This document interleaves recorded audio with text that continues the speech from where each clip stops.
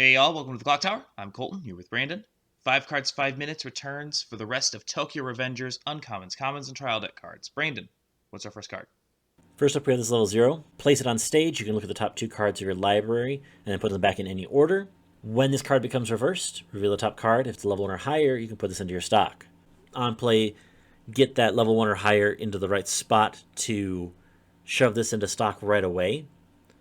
It also has just that ability to pick your triggers depending on how you want to play it out. Really interesting card. I really appreciate the amount of stock gen that's in this set and how quickly an access you have with it. This might be one of the most busted cards in English. On play, top check rearrange, fixes for standby triggers. It also allows you to crash with this first, knowing that the next card is level 1 or higher, and immediately send this to stock. You are guaranteeing yourself free stock. Just insane.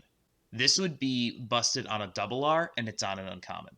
Next, we have Takemichi for a Fitting Man. If you have only one or fewer other characters, this card gains a level and 2500 power.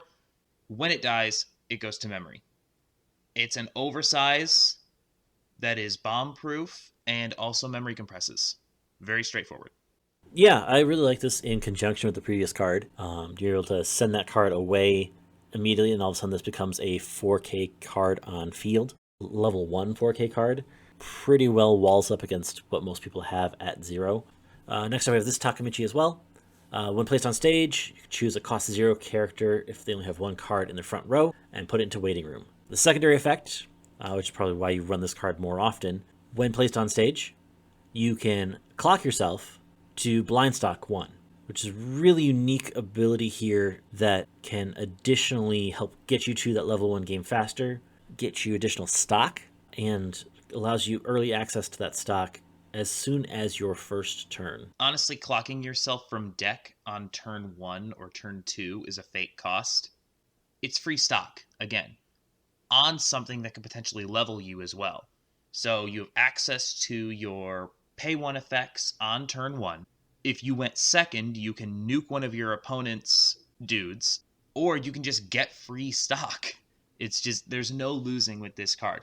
This is one of the most broken 0 lineups I've ever seen. And it's what helps you pay for all those expensive stock effects down the line with Tokyo Revengers level 3 combos. Next, another Takemichi, good for nothing. When this card is front attacked, send it to waiting room, reveal the top card of your deck. If it's a character, put it on this card's slot as the defending character. It's a 1/1, 7,000 power, so decent standby body already, with the additional ability to potentially just summon a level 3 to board. Just because. You could theoretically get a level 3 on board at 0 with this. If you stand by this out, if you leave it in the front row, on the very next turn, if it gets front attacked, you could potentially reveal a level 3 and put it on your board at 0. This is also busted. What is going on here? It's a really interesting effect, especially because it's really dependent on whatever the top card of your deck is. The power doesn't hold defensively because it doesn't have a defensive opportunity at period. It does mean that it does have the potential that 0 could win born against it, but at the same time, you could also just bring out a level 3 as well. So kind of paying attention to that and seeing how much opportunity your opponent has with affecting the top cards of your deck to be able to make a difference here.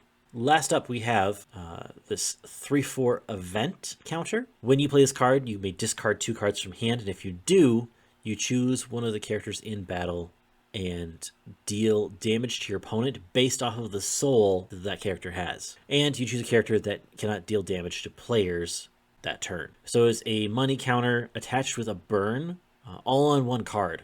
You can shut off an entire lane of your opponent's level 3 combo and essentially burn 3.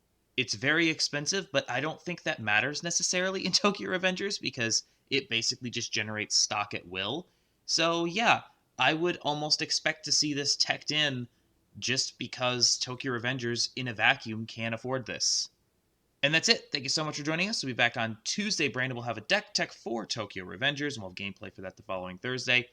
A clock talk a week from Tuesday, and more 5 cards, 5 minutes, this time for Don Machi in 2 weeks. Until next time, thank you so much for joining us. Please like, share, comment, and subscribe, and have a good one. We'll see you then.